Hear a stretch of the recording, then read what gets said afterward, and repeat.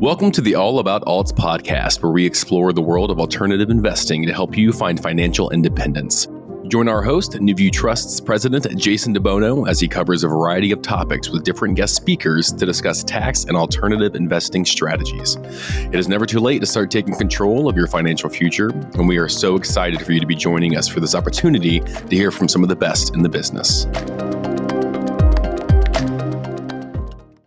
Hey, everybody. Welcome back to the All About Alts podcast. I am your host, Jason DeBono, and I am joined by Saket Jain from Migrate to Wealth. Saket, how are you? I'm good, buddy. Thank you again for having me on. I'm super excited to be here. What better way to than to spend my Friday than talking to you about alternative investments? This is perfect. Well, we're happy to have you, and we're going to talk about Saket's background and really a cool story.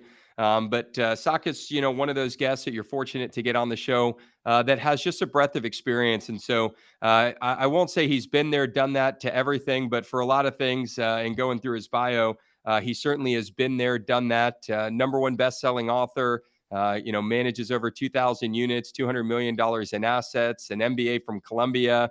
An educator, a philanthropist. So, it's almost, took us a little bit of time to figure out when I was setting everything up for the podcast, how do we squeeze all of this into our time today? But we're going to do our best. So, Saket, let's dive right into one thing I haven't mentioned that I think is super cool, and that is your background working at Airbnb.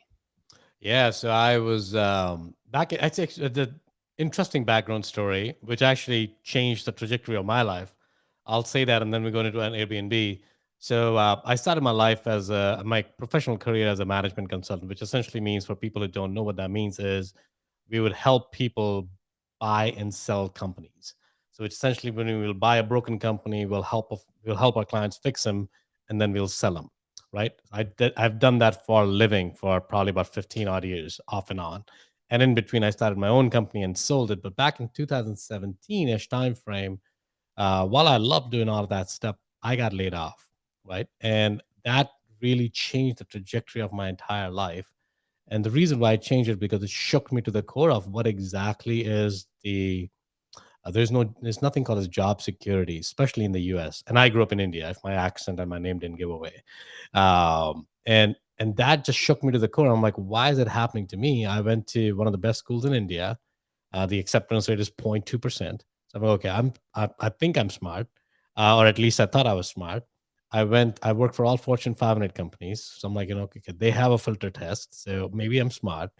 And then everything that I went to Columbia for my MBA, so I'm like, okay, they probably have a good filter criteria. So all the external markers were telling me I'm doing everything correct in my life. And all of a sudden, boom, 10 people in a boardroom decided that we're going to wipe out the entire division of a company, and I was impacted for no fault of mine. That was really the time where I started thinking about, okay, I need to take better control of my financial future. And what do I need to do? Where do I need to go? And I've always been a real estate investor, but I wanted to do it more intentional. I wanted to make sure the next position that I'm going to take is going to position myself, because I wasn't ready to be a full-time investor, because I didn't know enough at that time, or I thought I didn't know enough. And I'm like, you know what? I need to make it, again, put a consultant hat. What are the 3 or 5 levers I need to pull to make sure I become a better investor? So I'm like, okay, I need to surround myself with the right people. So I need to build a better ecosystem. I need to be in a place where I learn how to run some things that are real estate related. And then I want to make sure that I have the financial savviness enough to make sure I can manage my own portfolio instead of giving it away. That's really what led me to join Airbnb. And I was fortunate to be accepted in their as running their business operations, which was great for me, because I was now seeing what makes an Airbnb successful. And I worked in different divisions within Airbnb. Again, all of that was intentional, because we acquired a company, and I still say we, because it's only been 9 months since I left them. I started in a division which was luxury homes, which we were renting homes, which was $20,000 a night, which is, in your definition, in our definitions, class A, which is the top of the top of the top. Not everyone can afford it. I started there, and we were trying to integrate the companies together. And then I moved into Airbnb for work, which was essentially how do corporate treats Airbnbs? Can we build a business around corporate housing, right? Basically, Google's of the world and everyone else, and helping them do that. And then the third was really the bread and butter for Airbnb, which is the marketplace, which everyone knows, Airbnb.com. When you go there, you find a place. And we just kind of figured out what's the market dynamics of doing that. And it helped me immensely to get a perspective of not just from the platform, but also where the demands are going, where the supply is going, and where's the gap is, and where do players play who are very, very successful. So it gave me an inside view. I had access to a lot of information, which I'm not privy to share with anybody. And that's what led me to leave Airbnb, because they wouldn't let me start an Airbnb fund. Like I want to start in my own fund where I would raise capital and buy Airbnbs and then run it for people, right? And there was a lot of conflict there because I had access to a lot of information. So December 2nd is when I quit. And then January 5th, I launched my own fund with a partner of mine. I actually joined a fund which was already in the making to help them grow that. And now we're vertically integrated. So the journey from Airbnb to becoming a fully professional host, or a fully professional investor, has been an exciting one. Learned a ton there.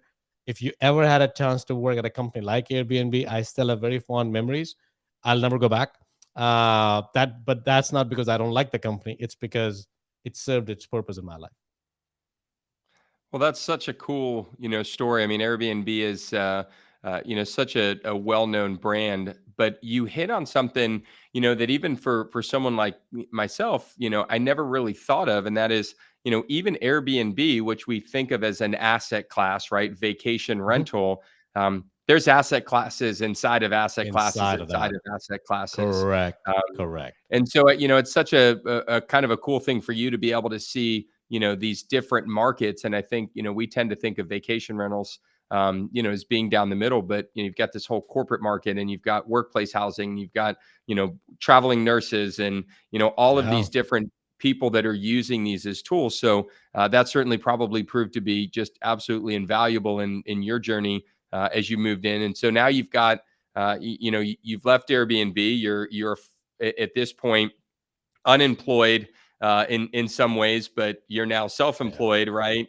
Yeah. What was that decision like? You mentioned already kind of the conflict of interest, Mhm. but putting that aside, that's a big leap of faith, right? I mean, a lot of our listeners, they're all somewhere in that journey, Yeah. right? Their Yeah. goal is, to build more passive income to replace their active income, so they Right. can make that switch. So, what was that like for you? What went into the decision making process, Mhm. and how did you kind of mentally reconcile this concept of give up a paycheck over here to go figure out Yeah. how to make money over here?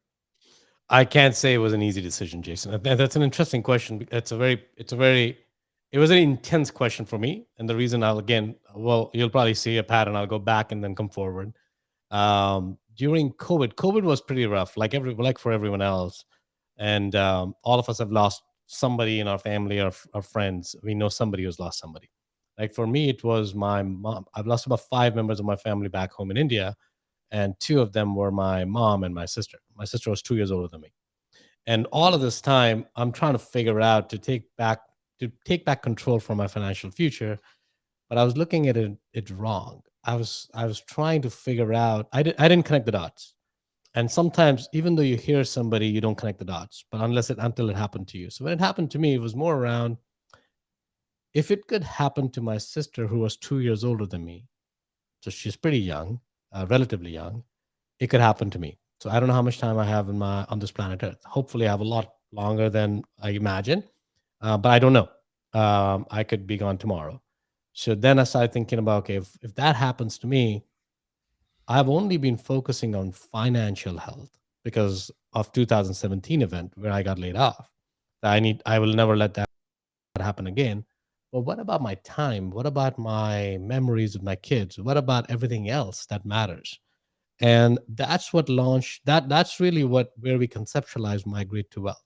Right? Migrate to wealth until then, and this brand is still alive. It was Impact Wealth Builders that I was still running in parallel to my job at Airbnb. But the migrate to wealth was defined really to figure out what wealth is, right? And wealth is 5 dimensions to us. It's your mind, your body, your relationships, your money, which is very important. I'm not the one to say don't make money, make money. But the last component is impact, which is contribution. You make money to get the allow three things sorted out: your mind, your body, your relationship. But much bigger is you need to create an impact. So when my why became clear, Jason, until then, I don't think I would have ever quit Airbnb or anything else. I would have probably jumped from Airbnb to something else because my path was very clear that I'll keep investing as a professional investor on the side, but I don't need to quit Airbnb. I could manage both. I'd figured out a way to manage both. But when that why became very clear, the urgency to spend time with the family went way up, right? So what was very hard decision made a very simple choice on October 2nd, saying December 2nd, that you know what, there's never going to be a job that allow me to create memories with my family.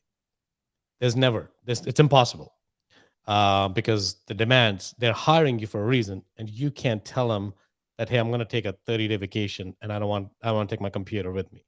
And there may be a few organizations, but I would say 98% of the world doesn't work like that. And my kids were at 5 and 7 at that time. So I'm like, you know what, I need to change that. And when I did that, that decision became very clear when my why became clear to me. Until then, I was just chasing money. And when I was chasing money, there was never going to be enough money in the world that would have satisfied my hunger for money, right? And I have no shame in accepting that. But now that has changed. Now we have overlaid a bigger challenge for us. What's the reason for our existence? Of course, our kids and my wife, but also more about, we are trying to sponsor kids' education in India, K through 12, people who can't afford it, and we want to sponsor 100,000 kids by 2030. So now there's a whole big rigor that I can't do that while I'm at Airbnb or any other firm. I need to create a whole platform that makes sure that we sponsor these kids in a sustainable manner. So Jason, in a round way, a very short answer to your question is the why became clear, and that made the decision very easy. Until then, I was struggling with the decision. I'm like, no, I don't want to quit. I can still do both. I can still do both. And that I was dragging my feet. Well, I love digging into kind of the why, and you really nailed, I think for a lot of people that they don't tend to stop and think about, and that is, what is the why? Wealth is a lot more than just money, and I think we all, we're raised in a very marketing centric society and world where shiny objects are dangled and flashed in front of us all the time. And if you look Right. at the way the world moves with social media, I mean, there's always the next thing we're looking at. And if you made 50 grand, your goal is to get to 100, and when you make 100, it's to get to 2, and when you Right. get to 2, it's to get to 3. And Yeah. as you go, you would have dreamed when you were making 50 grand to make 300 grand, as you would be the greatest thing ever, and you get to 300 grand, you're looking around, and that doesn't excite you anymore. Now you got to make 500, and you're Correct. chasing this idea of income. And I'm sorry to hear about the loss of family during COVID. It was just an absolute nightmare for so many, in terms of just the way that it impacted the world. But if there's a silver lining that we can look back and say COVID did for us, COVID created an environment where people started to put a value on all the other things. They realized Agreed. when they were working Yeah. from home that they saw their kids come home from school, or they saw activities, or they were able to, go outside and do things. And they realized that when you're working, every day, all day, and you're getting home, you're tired, you're fatigued. It's changed the way Right. that people think, myself included. And so I love stories about kind of the good that comes out of the bad. And here's someone, Saket, that was laid off, got back into the game at Airbnb, which people would go, wow, it may have been a blessing in disguise. And then here you are some years later, walking away from that, to go and chase a bigger dream and a bigger goal. So good for you for taking Yeah. those leaps of No, faith. thank you. That's a big And Jason, I do decision. want to add one point, right? I think the other point is, which is very, very important for everyone's journey, if they're at that juncture point, it's important to not to silence the noise around you. And to your point, what you're saying is people would die to work at Airbnb. And I know my feeling when I got hired there. I'm like, oh, this is amazing. It's a dream come true. Um, if I asked anybody before I made my decision, everyone would have said I'm crazy. Right? It's just no brainer, including my wife. They're like, "What are you doing? Are you insane?" People would literally kill somebody to go find work at it, to go work at a company like Airbnb. I'm like, that is true. But once my decision was clear, at that point, didn't matter what somebody else said.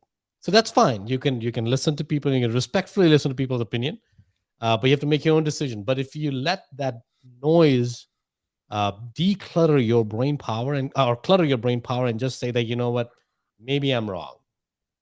And once that doubt comes, you're done because you'll never be able to get past that doubt. So what I would say is that before you share your perspective that you're trying to do that, do some soul searching, figure out your why, get there 98 to 99%. And then only ask people who have a qualified opinion, right? If I ask my siblings at that time, I didn't have my parents by then, or I asked my mother-in-law, my father-in-law, they would not have supported that decision for the right reasons because they're not thinking the way I'm thinking.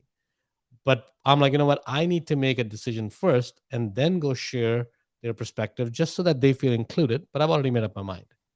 So that is, I would say, is that if you ask people, what should I do? You're not going to get an answer that you should be getting because they may not be qualified. Yeah, great advice. Absolutely great advice. It's important that you have good people, around you that are both yes people and no people. You need people to Correct. tell you you're crazy, because sometimes they're right, and you need that Yeah. validation. And sometimes they tell you you're crazy, but it only validates the idea more. Not because you don't value their Right. opinion, but because they may not see the world the same way you do. So, your circle of influence, your sphere of influence. I know you're big on mentorship and building communities, and I think that's so critical, because without it, you're going to be around only a certain number of people in your life, whether it's by Right. accident, right? That's family. It's not really by design. You didn't have a lot of control into the family you're born into, or it is by design, and it needs to be a good, healthy combination of both. So, Yeah. I always love hearing people's stories and love kind of your background. And we're going to talk here in just a minute about kind of that Airbnb portfolio. We're going to talk about multifamily. We'll Yeah. talk about asset classes because I've gotten to know you and understand the value that you can help our listeners kind of gather as maybe they're making that journey. But before we dig into the kind of investment side and the strategy side, we're going to take a quick shift gears here. We're going to kick it over to our quirky questions of the day. Let's do it. You're about to get on the hot seat. These are listener submitted, so we appreciate those of you that take the time to send these to us. If you do want to submit any quirky questions, please do so to our show producer, who is Maggie, here at the company. So it's Maggie with a Y at newviewtrust.com with a U. So, all right, I'm going with the last envelope here. All right, All Saket, right. you ready to go? Let's do it, buddy. Yeah. Ooh, starting off with a bang. Here we go. If you could switch lives with an animal for a day, which animal would you choose? I would choose a dog. And here's why. So I never grew up with a dog. I got bit by a dog in India when I was like 8, and I've since been scared of dogs because back then I had to get like 14 injections in my stomach. And I can't remember why they did that, but I don't know what they do now because it was a street dog. But over time, I've learned to appreciate the love that a dog has. And what I realize in humans right now, love's missing. Unfortunately, the compassion and the love component has gone down, and the individualism has come up. So, what I really like, I would love to be a dog to actually experience that feeling of love, of giving love, of what it feels like that. I love it. All right. Question number 2. Pick your poison. Sunrises or sunsets? Sun rises, because when sun rises, it basically means it's a new beginning. I like that. It's the start of the day. The early bird gets the worm. Question number 3.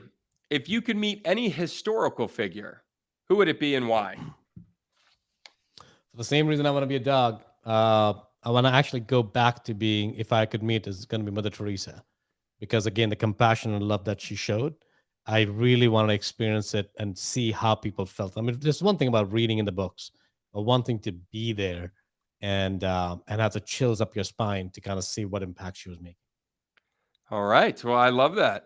Mother Teresa it is. So thank you, Mr. Saket. You are officially off the quirky questions of the day hot All seat. right, man. Those are hard questions. Yeah, you survived okay. I think you survived okay today. So thank you guys for continuing to submit questions. Always one of my favorite parts of the show. So, the other, benefit of wrapping up the quirky questions, we now get to shift gears to, the strategy side. And this is the part I always love. I think a lot of times, we talk about building wealth and we talk about tax efficiency and alternative assets. And all of that is good and great. But, we really try to kind of do a few things on the show. I mean, we're fortunate to get the guests that we do, and we always want to understand, how do people get to where they are? Not what do they do today, but I also love to dig in and really kind of touch through.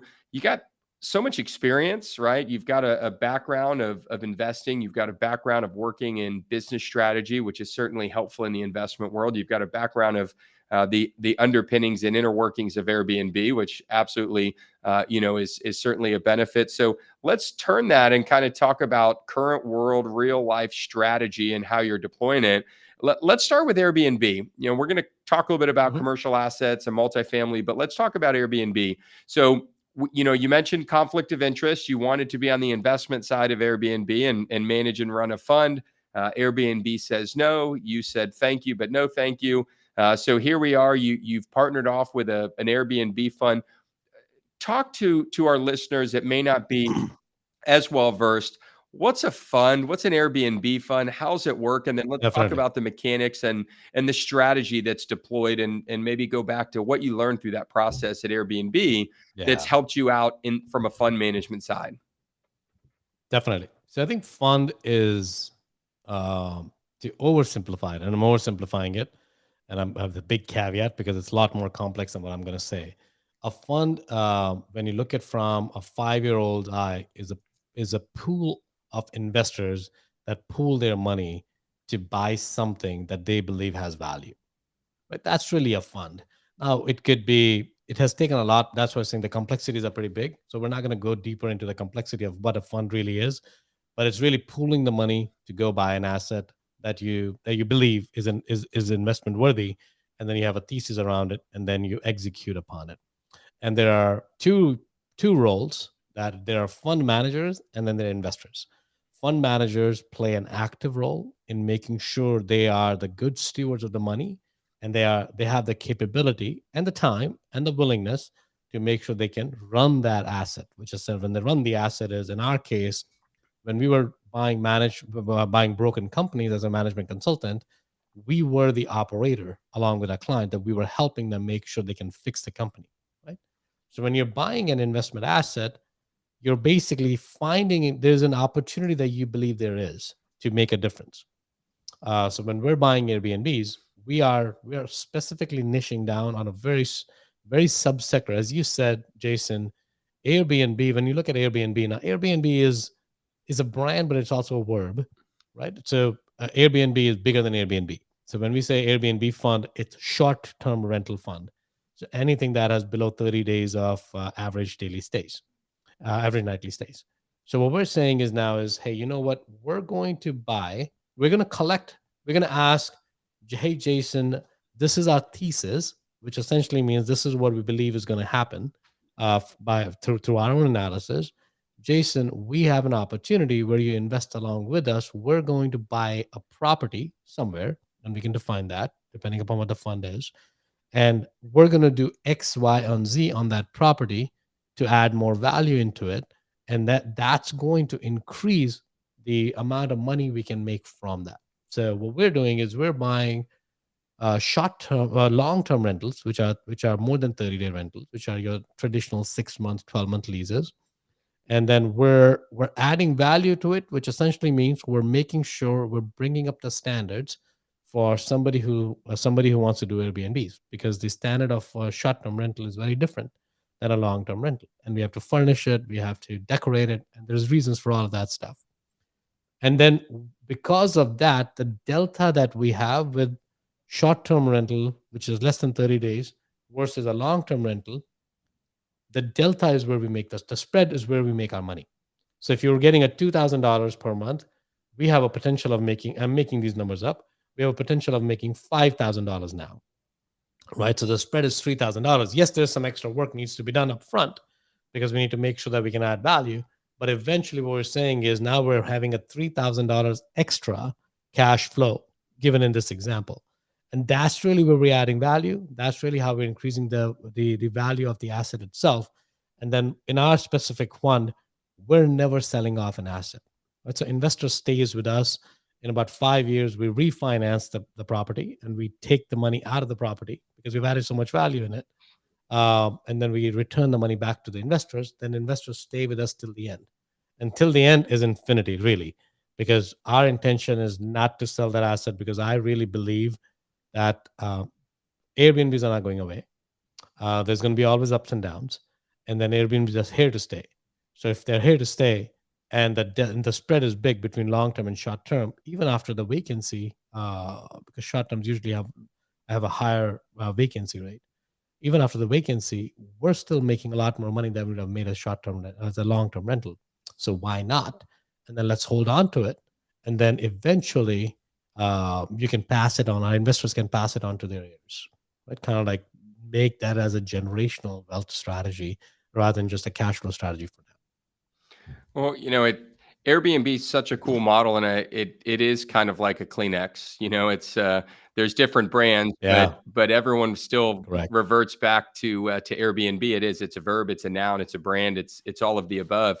Airbnbs are amazing, because if you look at it from an asset class, it really starts to look a lot more like commercial real estate, even though it's not, but Hmm. it's business oriented. We think about rental properties for long term, traditional residential properties. And there's not a lot of moving parts to them, right? Yeah, sure, it does matter that there's a decent kitchen and the bathrooms are updated, but there's only so much. In an Airbnb, it continues to amaze me as I see operators and properties, and it really is like a hotel. And if you think It about, is. It is. you can go stay at a Red Roof Inn, and you can and pay the lowest price for a Motel 6 and just get a bed and a toilet and a sink. Or you can go stay at a Ritz-Carlton, or you can go stay at a resort that's got Hmm. bells and whistles, or you can go stay at a kid-friendly resort. And you're kind of Right. seeing Airbnb is really, I shouldn't say Airbnb, the hosts of Airbnb have modeled that. And so we've stayed at a ton over probably the last 5 or 6 years. We prefer it as a family and friends, and it amazes me what you see and how you see. So going back to your value add, kind of sharing that, as a user of Airbnb, right, I'm looking for certain types of properties at certain times in certain geographic Correct. locations. How do you, on the management side and the hosting side, how do you guys kind of draw the line between, how much stuff do you put in the Airbnb, right? How do you kind of decide between couch A and couch B? Because those Hmm. things matter. They do. They do. So I think one thing you said it right? So our competition when you are, well, first of all, I think before I answer that question, one thing is important, which and this is a public data, so we can share that. When you start looking at Airbnbs, the mom and pop Airbnbs are struggling, or if you haven't already, you will start to struggle. And there's a reason why I'm saying that because it ties into your question. The top percentile, the 75th percentile of the market is taken over by professional hosts, which essentially means over 10 properties, right? Because now you need to run it like a business. It is a business. It's completely different than running a long-term rental where you buy a property and you sign a 12-month lease and you disappear, and unless there's an issue. In this case, it's a constant management. You're running it like a business and you have to scale it like a business. And if you only have one, you don't have enough scale in the business to do that. But if you have 10, 20, 30, 40, 50 Airbnbs, and you're able to run it like a business and scale it and make sure you can bring some efficiencies into the business, right? So that's important. And that translates into when you're making decisions on how should an Airbnb internal design look like, right? That's an art. There's no science behind it. You have to have an eye for in that specific market, in that specific demographic, what do they want? So, for example, if you have a family that's coming in to stay, if that's the demographic you're targeting, and you have nothing, there's no board games in there, there's no kid friendly stuff around it, and you just pick it in literally 50 miles from the city, and you're hoping that families would come stay over there. You could put any couch you want, it won't work, right? So you really have to go to what is the demographic that you're attracting is going to want in that property. If you are setting it for friends and you only have 2 bedroom and you're trying to attract a group of 6, 7, 8 people, right? Now you're asking friends to share beds, and they may or may not be comfortable with that.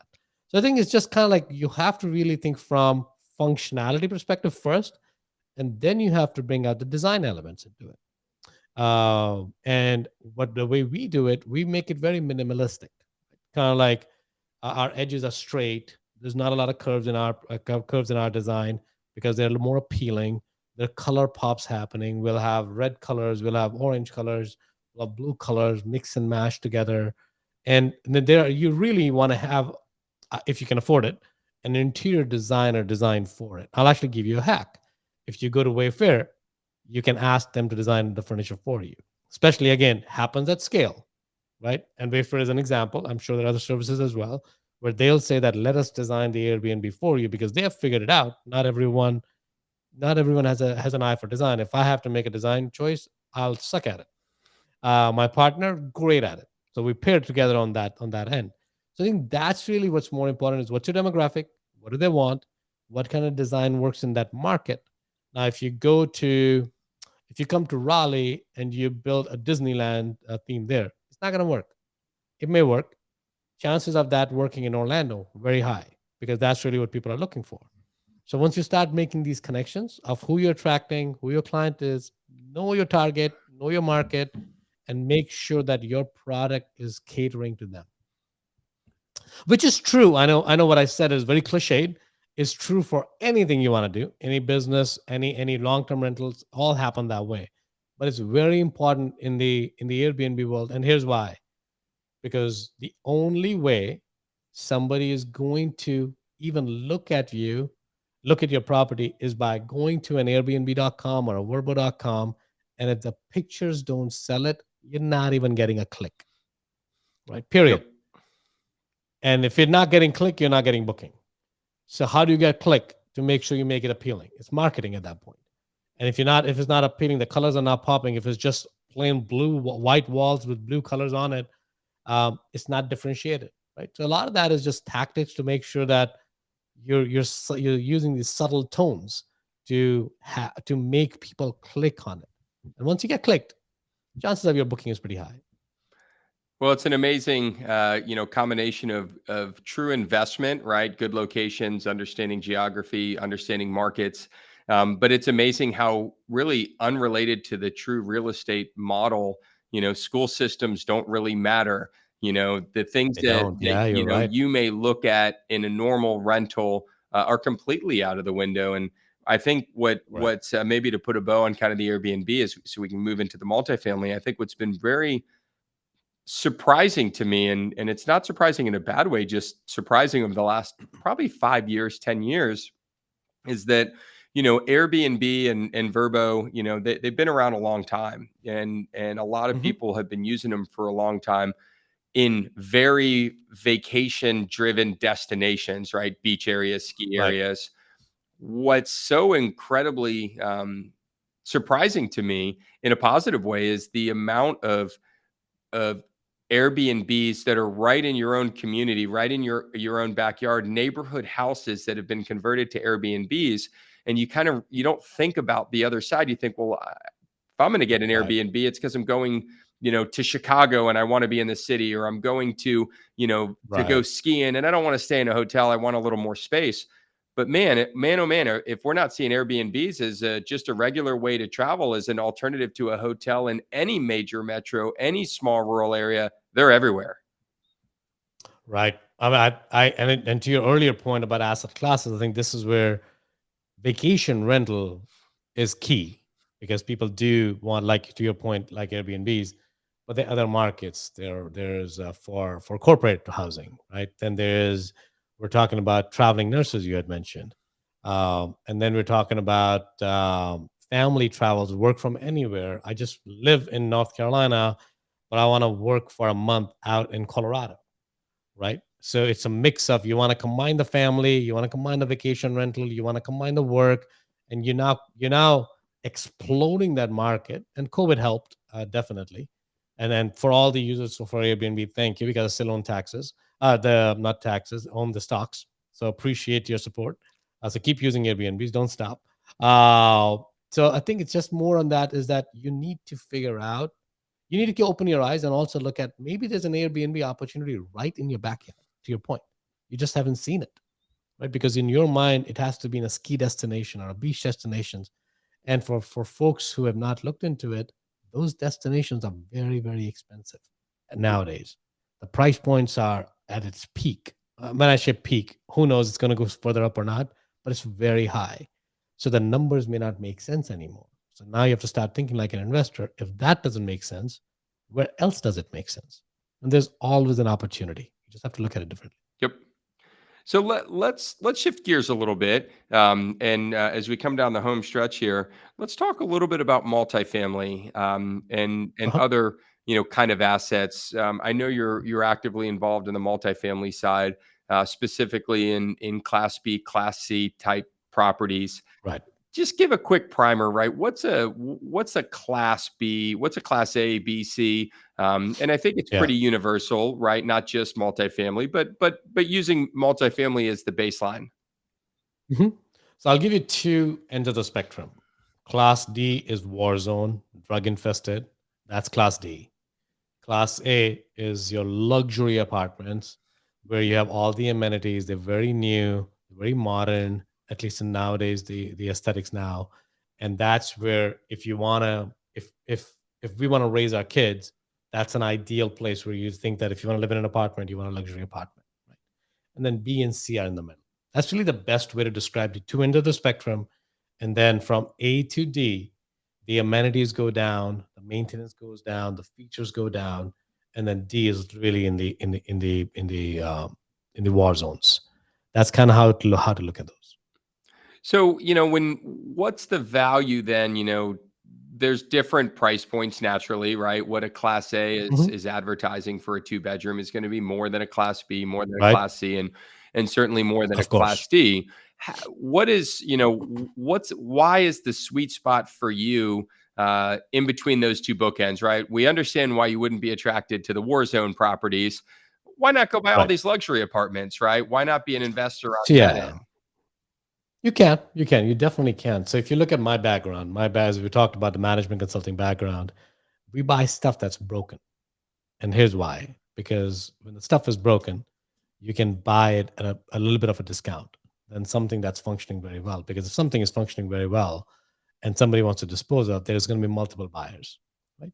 So when we look at B and C, we're looking at properties, not just any B and C. We're looking at properties where we need to do some work, where we need to put some more capital into the deal and say that, hey, you know what, this property was renovated 10 years ago and the rents that they're getting are comparable because the aesthetics of the property are 10 years old. So if we come in and we put $10,000, $15,000 per unit, to make sure that we can level up that property, to bring it to the market price of a current aesthetics, and what sells today, we're able to increase the rents, right? So it's kind of like the same example for the business. You buy a business that's not running properly, but it has good bones, it owns good structures, and has good potential. You move it and spend some time, energy, and resources on it, and you now make it run properly the way you think it should be run, optimized. So now when you sell it, you're going to sell it at a much bigger much bigger profit because you bought it at a little bit cheaper rate, right? Now B and C has a similar thesis, that you're buying B and C because they have good bones, they have good structures, they have good, the investment thesis fits the bill, and now you need to make sure you're able to add something on top of it to increase rents. Now the market we're in right now, we've kind of slowed down the acquisition for multifamily in general right now because of the capital markets are in flux, right? Kind of like everyone knows the interest rates are just increasing right now. It's going to it can't continue to increase. Our prediction is in the next 10 to 12 months, things are going to start to stabilize, and then rates are going to start seeing a downward trend. Now, it won't probably get 2 to 3% again. I don't think we're expecting that. Our thesis is somewhere about 5 to 6%. It'll stabilize. And that's when you'll start seeing that the liquidity in the market is increasing again, and then the market's rebounding for in the favor of multifamily. Right now, most people, if they don't need to sell it, they're not selling it, right? And in the distressed assets, which essentially means where people can't hold on to the asset anymore, the buyers are dime a dozen for those assets because everyone wants to jump on that. So the prices are going up again. The bidding is started again for those kind of assets, right? And we don't want to be in a bidding game. We always want to make sure that we're paying the price that we believe is fair, that we can make sure we can work with. So that's really where why BNC. But if somebody were to start today, I would say that be careful because A could also work right now because the way the apartments are valued right now, A, B, and C, the price points, there's not a whole lot of difference in price points.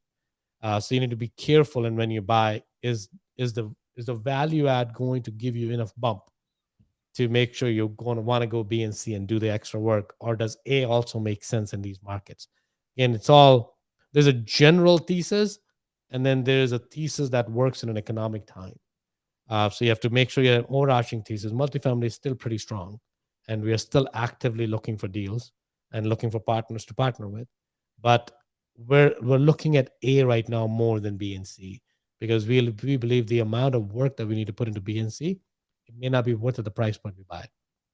Well, it's an interesting way to look at it, and I think for a lot of investors and a lot of people, you kind of tend to think that if it's a B, it's priced like a B, and if it's a C, it's priced like a C. And I think to your point, markets fluctuate, and I don't think anyone would Yeah. suggest that we're not in a cycle.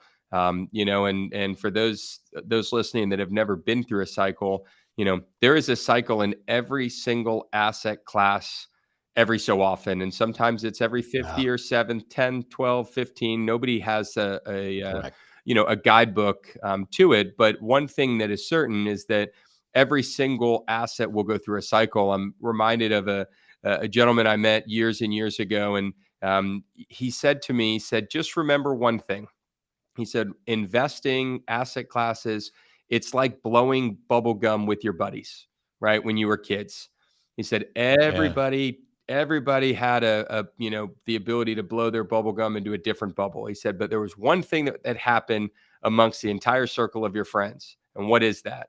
And It he all said, it all popped. it popped, and he took it Yeah. a step further to say some of them pop and it's all over your face, right? Some of them just slowly lose air. Some of them they don't blow up, but they just don't get much bigger. And his point that he Yeah. took out of that is that's how asset classes work. And if you blow the bubble too big too fast, then be prepared for it to pop. If you're aware of Correct. where that is, then you can kind of manage that process. And so it's kind of an interesting Jason, I analogy. love that analogy. I'm actually going to steal that because I think it's a very, very good visual that people can relate to. Because everyone has blown a bubble, right? On eating the bubble gum, so that everyone has at least some experience of it, and hopefully have the ability to do that. Well, our job as investors is to translate that to where we think the market is. And, you can't be doom and gloom and assume every bubble is going to burst in your face. And you also can't be so Pollyannish Right. that you assume that the bubble will never burst. And so that's what cycles are. Right. And so every Correct. investor Correct. today should be looking at every asset class. And if you're looking at Airbnb, it will cycle, right? Some of the mom and pops are not It'll seeing the cycle. same Yeah. returns. And Definitely. um, Definitely. on the multifamily side, you're seeing properties that really, are they're good quality properties, but price point wise, they're priced like an A when they're a Correct. C. So you got to navigate Yeah. this cycle that we're in as best as you can. So for what It's a that's good worth. cycle. I think the cycles are actually very good because if the cycles won't happen, there's only one direction the price can go up, right? So cycles are price correction. The what do they call the wheat separated from the chaff, right? It's kind of like all the craps out. And now only the operators that are high class are going to remain, because when the times are good, everyone's a great investor. It's when the times are tougher, the real investor shows up, right? Kind of like, okay, I need to do this way, and this is why I think it works. So last 2, 5, 10 years have been good times. So everyone was a great investor. A monkey could have been a great investor. Like, I heard somebody saying that just buy an apartment and just hold on to it.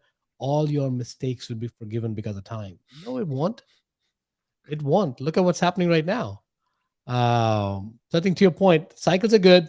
Cycles are going to happen. We can't fight the cycle. Yep. We have to figure out how to make use of cycles. Well, I think it's a good way to wrap this bit up is Warren Buffett. He's got so many great quotes. If you don't go and read Warren Buffett quotes, I can't encourage you enough to do so. But Yeah. he says you never know who's swimming naked until the tide goes out. And Correct. all Right. boats are rising in a rising tide, and cycles really, actually, most people get wealthier in economic cycles. That's usually where the largest Right. amounts of wealth are made. It's not the run up, because most of the people that ride the wave up ride it down, and so it's finding that equilibrium. So, Right. anyways, let's bring the show out to a close here. I appreciate Yeah. Saket, you being here so much, and love your background, love the Airbnb tie back, but love the way you approach the market. One of the things that we didn't talk about that I want to kind of close with is, we mentioned at the beginning, your journey has really been a unique one, right? Getting laid off and finding new work, and then walking away from a dream job for many. But it is to build community, and it's to build purpose, and it's to build why. So, not Right. only are you an author, a philanthropist, and all these other things, an investor, but you also build communities. And so, Migrate to Wealth is continuing to build communities. You guys have a virtual summit coming up at the end of October, I think the 24th through the 27th, if that's right. 27th. Correct. Correct. And virtual event, anyone can join, free to join. So you That is correct too. It is free. so you've eliminated really every barrier for people to say no. Yeah, you don't have to travel anywhere. You can log onto your computer. You can eat your food, spend time with your family, and attend the event for free, literally for free. I think one could ask the question is, why is it for free? I think the reason for free is because I was trying to see, we've had pretty good success with our podcast, Migrate to Wealth, and I invite your listeners to go there, migrate2wealth.com. But we're trying to figure out is, how can we add more value in a very compressed manner? And we're literally taking the concept of Migrate to Wealth, which is the 5 dimensions we talked about: your mind, your body, your relationships, your money, and your impact. These 5 dimensions, we're essentially bringing 40 plus speakers.